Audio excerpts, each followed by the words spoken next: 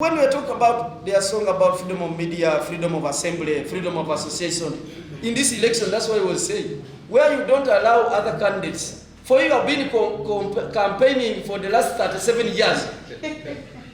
Now for me, I've come this year to say I want also to be a presidential candidate. And you don't allow me to go and assemble people to ask you for votes. Then at the end of it all, you celebrate that you have won. What kind of winning is that? The UPDF is all over. The philosophy of our president is not in these civilian forces. It is in the military force. So they are picking people who are trained to be fighters, and they are in the police. They are in the prisons. There is no law in this constitution that allows that. Now, having the constitution and allowing it to work is another thing. That's why we said we may have to make a choice as Ugandans. Either we stay at the mercy of those in charge of this country until when God reveals himself to them that justice is fair, yes, that justice is important for all, or we force the reforms to occur. There are two things that must be done in this country. One, I have already said, either we wait for the Holy Spirit to reveal himself to those in charge that justice is enabling for all of us. It is important to have fair laws. Or Ugandans will say, no, we must force these things to happen. Yes, yes, yes. TTV Uganda, in collaboration with our sponsors, the Forum for Women in Democracy, Fowede, Shaping the Future, and the Uganda National NGO Forum, fully powered by USAID, what you call USAID, the people from America. Guess what? Strengthening citizens' engagement in election is what we call SIN. Watch. Men, free men, two men, one man must love, one man must love Uganda. Fellow Ugandan, you must watch this.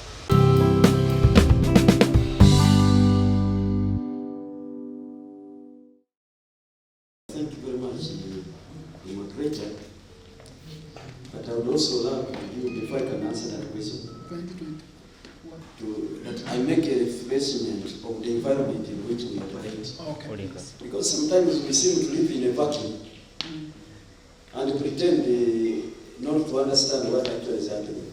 You see, our governance system, right from the law, like I said, there is talking democracy, but when you don't believe in it. And when we talk about the constitution, there is having the constitution, but there is what we call also constitutionalism. Practicing what is in the constitution, the spirit of the law, being allowed to work.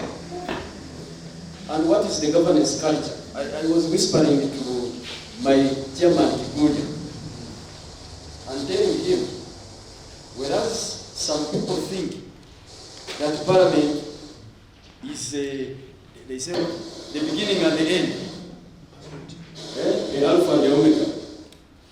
Many Ugandans seem to put their hope in Parliament. But I doubt whether it should be so much. I don't know whether you understand what I mean. Because when you look at our governance culture and the law, it actually vests a lot of power in the executive, and particularly the chief executive, who is the president, who sets the environment. When you go in local government, you find that most items on the agenda in our councils are introduced by the executive committee.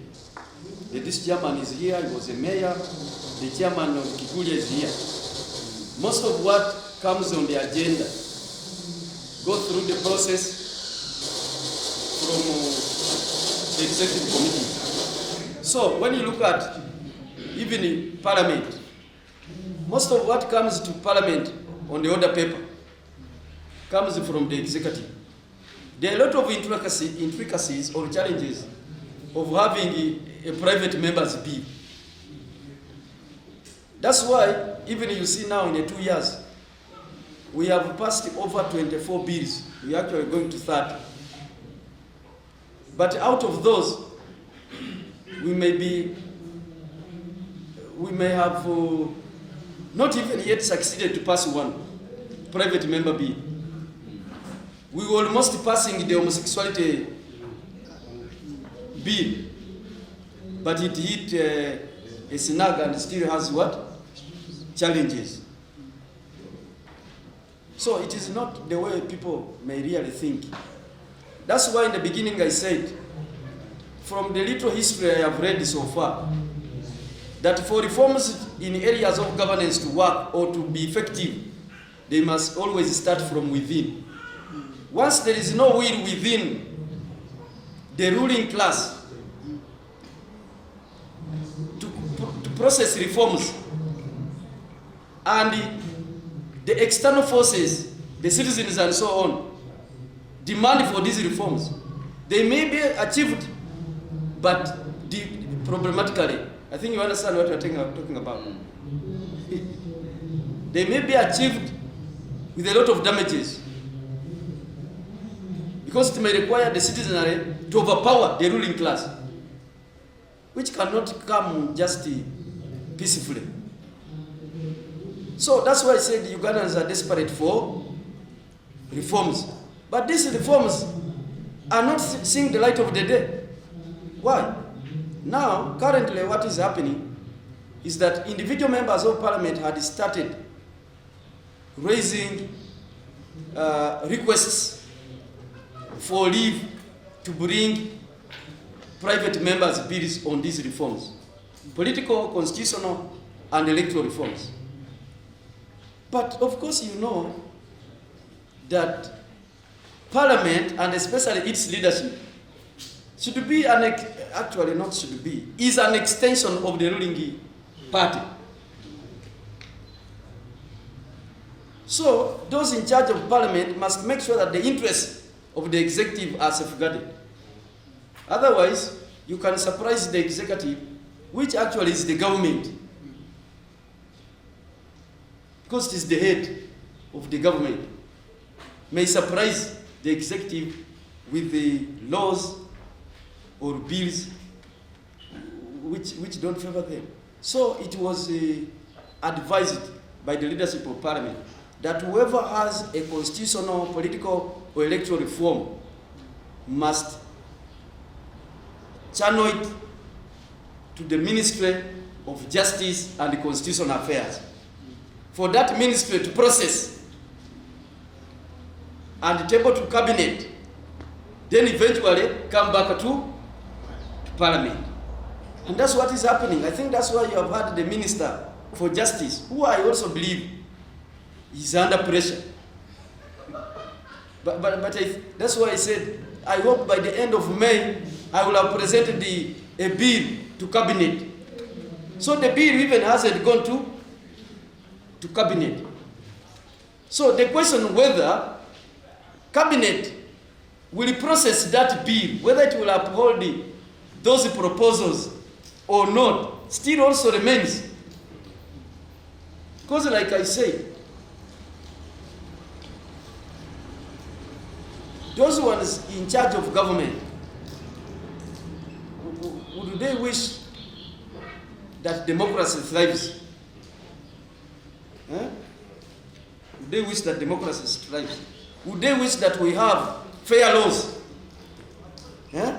that create an enabling environment for everybody? So I don't want to answer for anybody, but looking at our history and how we have been governed since 1986, do we think that we can unlock it and say, let's create fair laws, nationalism operate? Like this man, is it the poor? You said you were Moses. Moses talked about regulating the armed force in elections.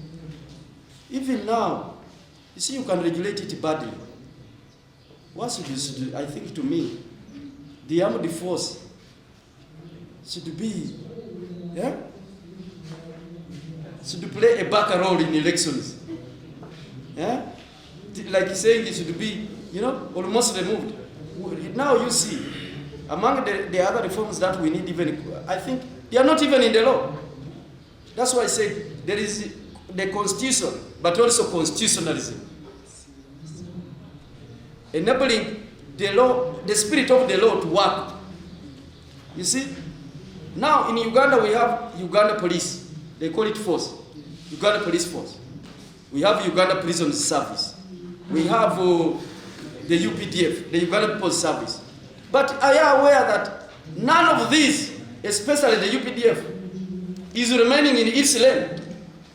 The UPDF is all over. The philosophy of our president is not in these civilian forces. It is in the military force. So they are picking people who are trained to be fighters, and they are in the police. They are in the prisons. There is no law in this constitution that allows that. Now, having the constitution and allowing it to work is another thing. That's why we said we may have to make a choice as Ugandans. We may have to make a choice as Ugandans. What choice is Either we stay at the mercy of those in charge of this country until when God reveals himself to them that justice is fair, yes, that justice is important for all, or we force the reforms to occur. There are two things that must be done in this country. One, I have already said, either we wait for the Holy Spirit to reveal himself to those in charge that justice is enabling for all of us. It is important to have fair laws. You are hearing what this gentleman is talking about. I was here laughing throughout his presentation. That the sons of the generals were in charge of the elections. You know, so for them they are just there to, you know. Okay. Huh? You see?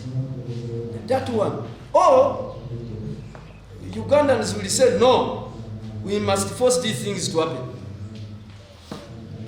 Otherwise, we have proposed these reforms before. I remember during the time of Kadaga, civil society organized Honorable Kadaga, the right honorable member of Speaker, now the Minister for East Africa. See, the civil society even produced a compact, the citizens' compact, and presented it, you know. Unfortunately, you have told me to update you on what Parliament is doing. In other words, I've said there is nothing more. What is there is what I've told you. We are now waiting. But what he said, personally, I'm in agreement with you. And there is a private member's proposal. That's why we said, which cannot also see the light of the floor of the 11th Parliament. Because we have been guided that all these proposals go through the ministry. Which means they have first of all to go to cabinet, for scrutiny, for censoring, you know. They may not, some of these reforms may not see the floor of Parliament. Like you are saying, the Electoral Commission should be independent. This has been the cry of many Ugandans who are fair-minded and who see far, who value the future of this country. That the Electoral Commission should be independent. And people are asking, how should the Electoral Commission be independent? Yeah? This is something we can sit down and come up with a proposal. And for me saying that the Public Service Commission should appoint commissioners. Personally, I don't agree with that. For example, for me I would propose, if you check in this concern, there is a way we can follow the example of the Judicial Service Commission, how it is appointed. Yeah? Different sections contribute members to this commission. We have the Uganda Law Society contributing, the judiciary itself contributing. They are coming from different areas. We can have the spiritual leaders contributing, and so on. So you find it is not just one body which is responsible, but a group which is entrusted with the knowledge of democracy and good governance, the law and so on. They contribute a member. Not saying that there should be an individual team which is going to assemble all those members, because they can also be influenced. But if they are coming from different backgrounds and you simply meet at the table, I think that can give us a better electoral commission. Okay, make your last input. For me, I would begin on another proposal. yes, but that is so far one I can propose. But election, some people, once they win, they think there is democracy. Say, how did you win if there is no democracy? I may have won by the grace of God. Yes. Because even Daniel was protected from the lion. Not so. But not everybody might have that, privilege. Secondly, so therefore when we are talking about an election as one of the pillars of democracy, one of them, which is very important, we should emphasize the freedom and the fairness of that election. Yeah? The freedom and fairness of that election. Not having, like what you're talking about, the media was already saying here. The media is not at liberty, even during campaign. When you host some candidates, you must answer questions. How can you answer some? In fact, like in Masinda, I'm praying hard. Fortunately, Ninabarongo, the station manager of BPS, during the previous election was at Kitara. How I wish you proceed with that culture to BPS. I've started exercising this. You see? Because what surprised me is that the proprietor of that radio was a member of the UPTF. But strong enough and objective. Then these followers who have come in the evening, they pretend to be more NRM.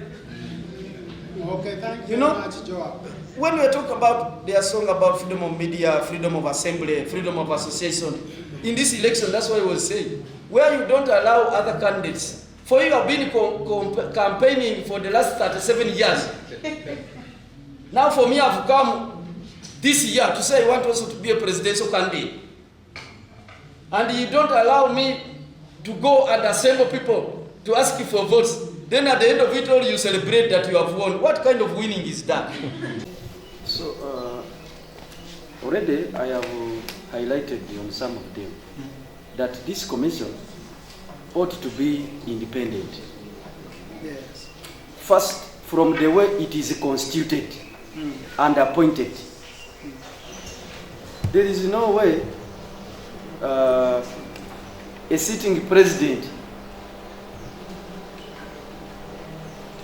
should be allowed to appoint commissioners of the electoral commission.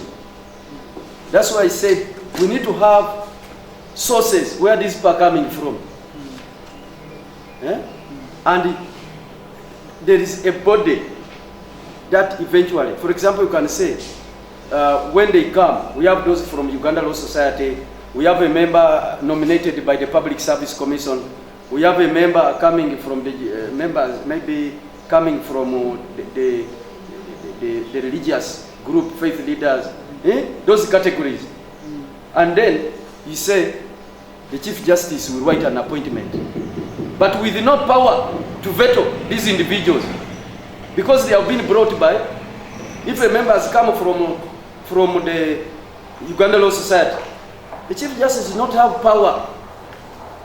Yeah? Somebody who is signing the appointment should not have power to veto or to reject a name that has done what? Has come.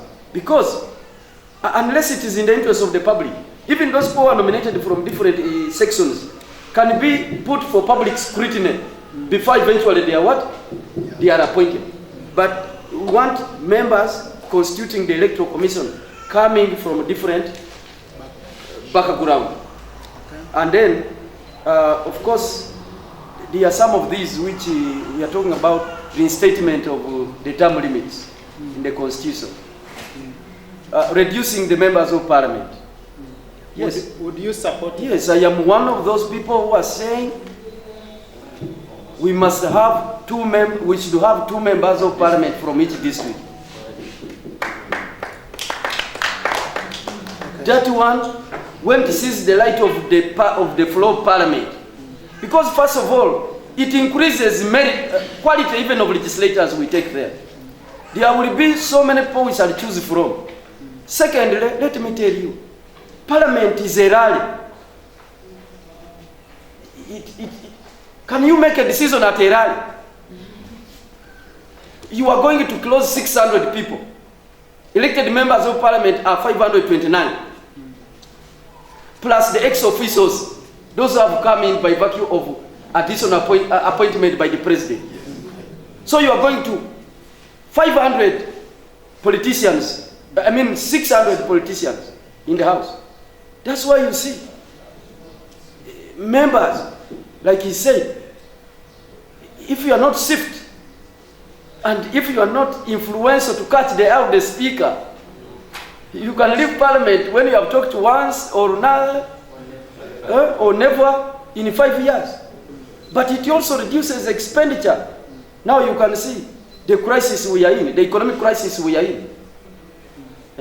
Much as people don't want to accept. Where government workers who used to be paid every 28th of the month, today is the 17th of another month, they have not got salary. No, it has not gone to their accounts.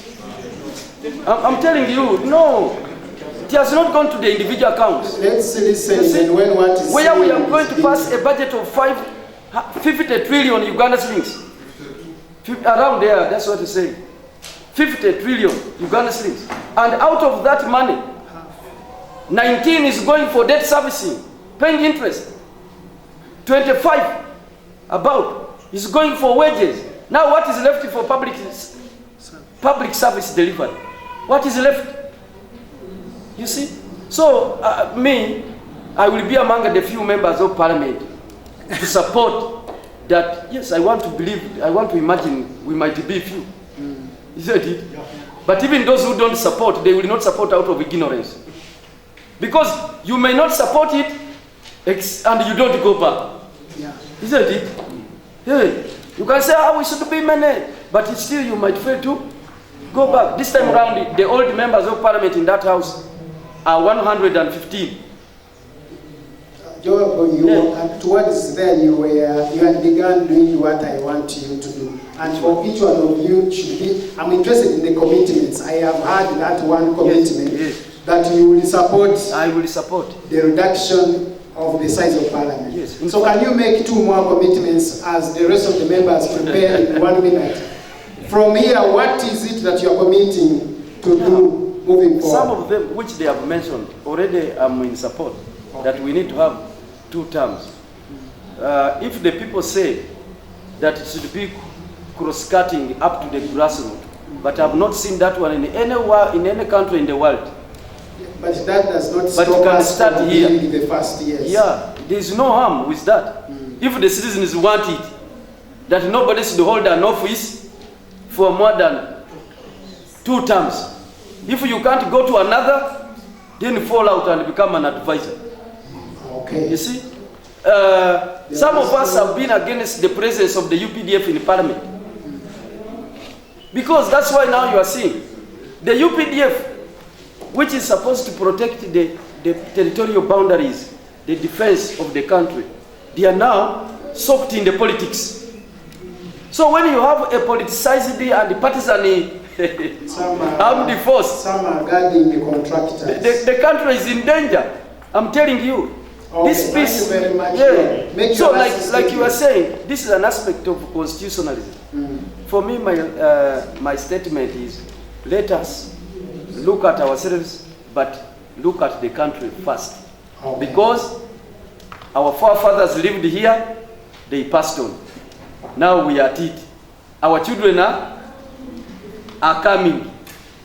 So we don't want a situation where we go back to what they have been talking about. You see, a desperate population can be very dangerous.